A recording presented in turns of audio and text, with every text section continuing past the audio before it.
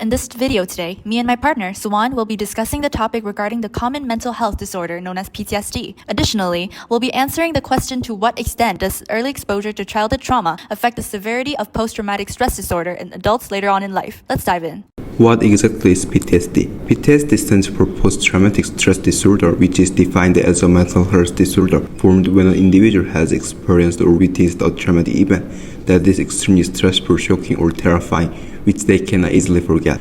There are many different causes of this mental health disorder, but all originating from experiences or witnesses of traumatic events, such as serious accidents, crimes and murders, war and conflict, abuse or torture, natural disasters, losing a close one. Now, let's go deeper within the brain of people with PTSD to further understand this condition. PTSD is a form of injury to the brain which causes both physical and mental health concerns to the patient. Directly experiencing trauma or witnessing them causes biological changes in the brain.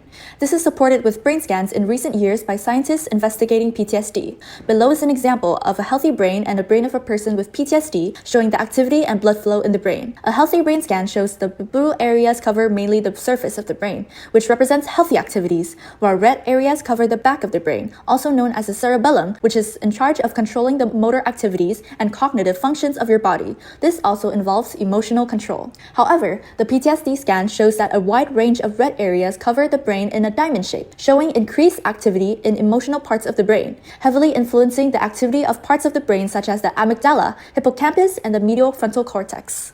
There are many symptoms which could occur in people with PTSD, varying depending on the conditions and seriousness of the disorder. Common symptoms of PTSD include replaying a specific traumatic event repeatedly for a long time, having intrusive memories, changes in both physical and emotional reactions, having many negative thoughts, or even easily getting overwhelmed by similar situations. The first symptom is called avoidance, when people tend to avoid reminders of the event and try to escape from the experienced trauma, sometimes refusing to go outside for the fear of re-experiencing the trauma.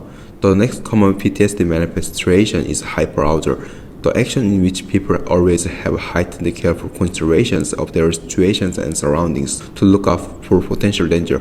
People who have this symptom tend to have hyper-awareness around them, so they may face many difficulties, particularly in sleeping. Re-experiencing is the symptom when an individual faces unwanted memories in their dream or flashback, which takes them back to the trauma. The flashbacks are triggered by sensory reminders, such as similar smells, sounds, and sights. PTSD in many cases originates from childhood trauma, which are negative experiences that children have witnessed or endured before their brain hasn't fully developed, making such events even more traumatic as at this development stage, children may not know how to effectively manage their thoughts and emotions yet. This later on affects the child physically by potentially causing delays in development and hinders the child's cognitive, social, and psychological development, permanently damaging them, leaving long-term effects and persisting into adulthood, also impacting the severity of the disorder later on when they grow up based on the intensity of the trauma experienced. PTSD could be categorized into 5 main types. Normal stress response, similar to its name, is the common response from humans facing stressful situations like injuries or accidents, and is the response before the disorder begins, which could be easy to treat in just a few weeks of support and treatment. Acute stress disorder is when a person experiences what feels like a life-threatening event or a near-death experience which could potentially develop into PTSD if left untreated, thus a lower level of PTSD. Uncomplicated PTSD is the first stage of PTSD, which arises from a single major traumatic event, also the easiest PTSD type to treat. Complex PTSD, on the other hand, is linked to many events, showcasing more intense behavior and symptoms that require longer treatment. Lastly, comorbid PTSD is a combination of many health concerns built up all at once, this including the appearance of PTSD and other mental health issues which an individual suffers from all at once. Moving on, how is PTSD normally treated? PTSD is commonly treated using therapy and medication, varying depending on the intensity of the PTSD condition. Psychotherapy or talk therapy is common in treating PTSD, as it is one of the most effective ways to help the patient not to cope with their trauma. Although medication cannot entirely get rid of PTSD, they can aid in easing some symptoms of the disorder. Some examples are antidepressants or selective serotonin reuptake inhibitors, which must be prescribed by a healthcare professional.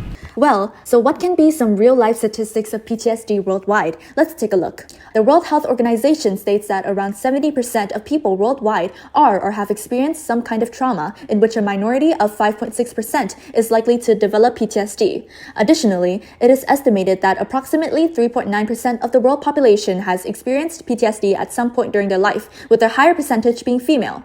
Targeted PTSD victims include mostly veterans, which could be proven by one study of 1,938 veterans. A PTSD prevalence of about 14% was present in veterans who served in Iraq, or by another study estimating 30% of Vietnam veterans were diagnosed with PTSD. PTSD statistics categorizing by trauma could be different for each individual situation, but is most likely to occur in people who have experienced sexual assault, which takes up to 49%, or severe physical assault, which is 32%.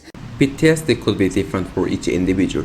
Here are two real-life case studies examples. The first candidate's name is Sil, a 32-year-old who used to be in Afghanistan or in Vietnam. She witnessed the moment her fellow soldier was killed by an improvised explosive device, which led to repetitive memories and nightmares.